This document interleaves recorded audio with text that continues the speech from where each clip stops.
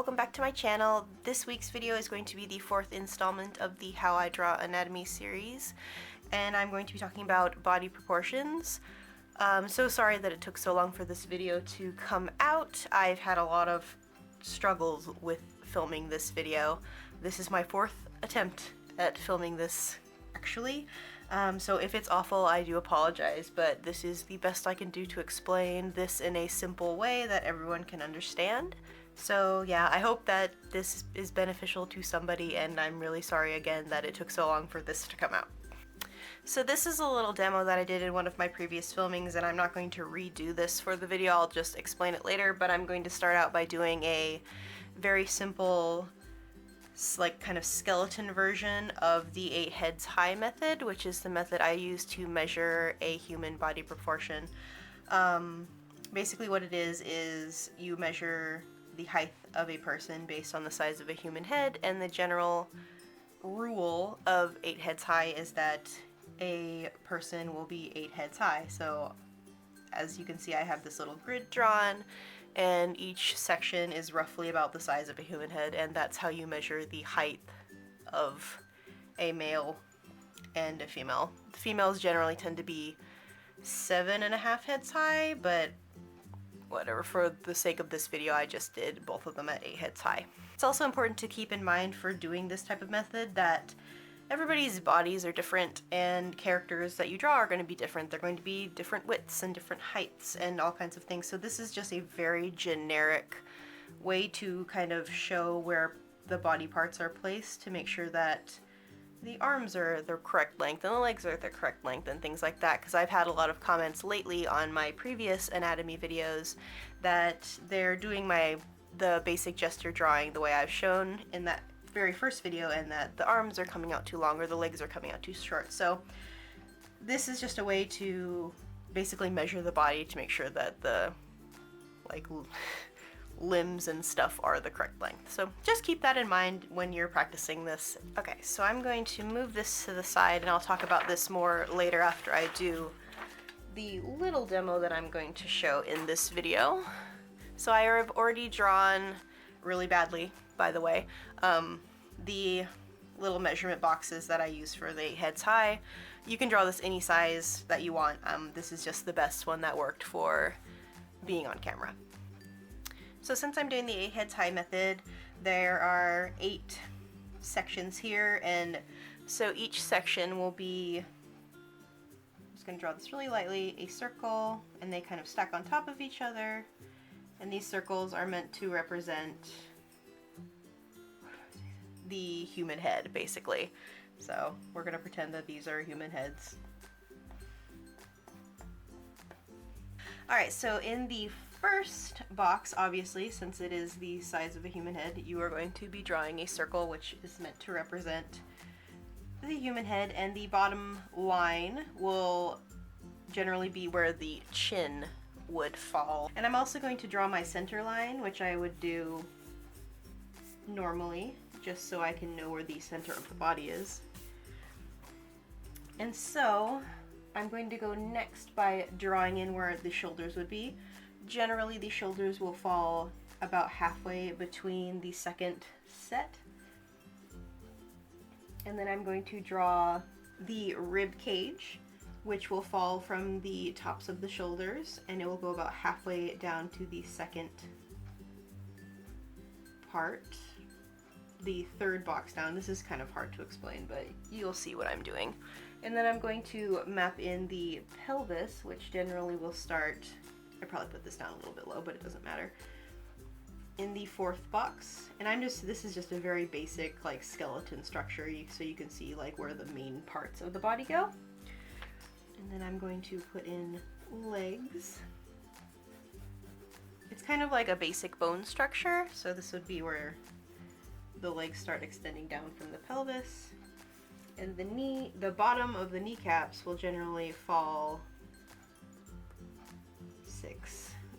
at the bottom of the 6th head, and then it will go down from there to where the feet would be.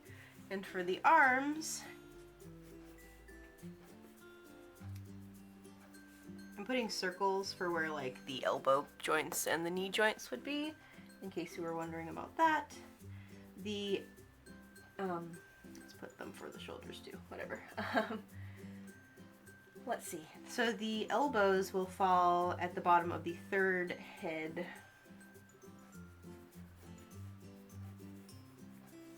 The wrists will fall at the bottom of the fourth head high, and then the hands generally reach about mid-thigh-ish, depending on how long your arms are, of course.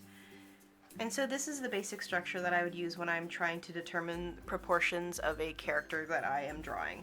It's very, very, very basic, but that's kind of the point of demonstrating this kind of stuff in this series, is that I'm trying to keep it simple.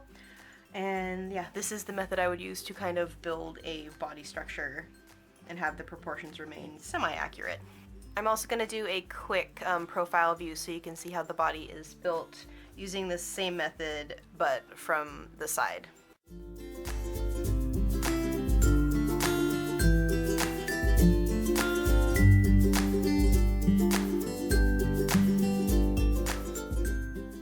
Alright, so here is a very, very simple view of what the body would look like roughly from the side view as well. Alright, so I'm going to bring these little sketches that I did earlier in a previous filming back over so you can see what these look like when I'm doing this for a male body and a female body. The differences between them are very slight to build the male and female bodies, but I use, or would use, this same skeletal structure to build each body. Just, I've kind of, as you can see here, if you can read my terrible handwriting, wrote down the differences between the male and female body. But as usual with the 8 heads high method, the first head would hit on the chin, the second head would hit around like the armpits or the nipples, depending on how long your character is. The third head would hit around the belly button area, the fourth one would hit around the bottom of the pelvis or the hip joint. The fifth one would hit around the bottoms of the fingertips or mid-thigh. The sixth head would hit around the bottom of the kneecaps.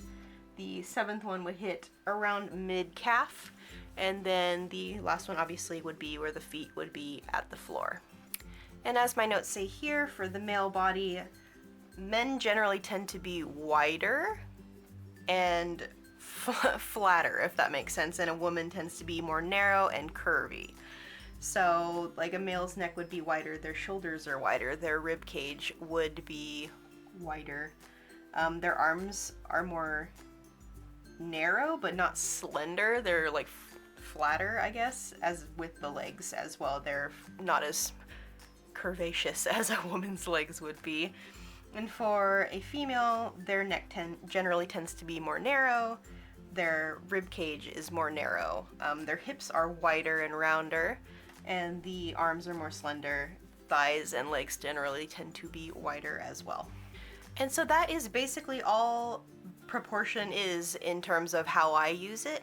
It's just a way to measure how long the limbs are and certain body parts are, and this can be changed. Like if you wanted to make the female's neck longer, you could do that, or if you wanted to pinch her waist more, you could do that.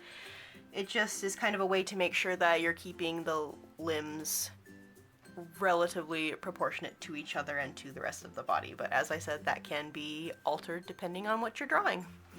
And so I would recommend that if you're new to trying to put your characters into proportion, I would definitely try out the 8 heads high method. It's a good starting point to learn how to proportion your characters and make them look more realistic, even though that's not really the goal of this series that I'm teaching you. I'm just trying to teach you how to basically build a body, which is what I said at the very, very beginning of this series.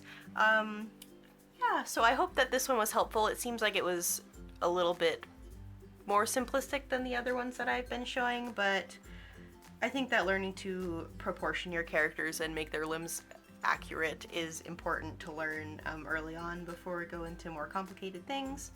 I haven't quite decided yet what the next episode in the series is going to be. I'm thinking it may be using shape to construct a body, but I haven't quite decided on that, but it will be out next month. Since I am continuing this series, I am going to be doing one video a month for now, unless I decide to change that, but it will be at least one video a month for now. Thank you guys so much for being patient with me while I've been trying to work on this series. I know a lot of people really like it and have found it really helpful, and I really do like hearing feedback from you guys, so if you have any more questions about anything I talked about here, you can let me know down in the thing down below. And if you want to show me what you've been working on, you can tag me on Instagram or Twitter, and I will see them hopefully. Sometimes I miss things, so just keep that in mind. But anyway, thank you guys so much for watching and for being patient with me. If you'd like to see more videos from me, you can subscribe to my channel, and please give my video a thumbs up or a like. It really helps support my channel and all that fun stuff. Thank you guys so much for watching. I will see you next week for another video. Bye!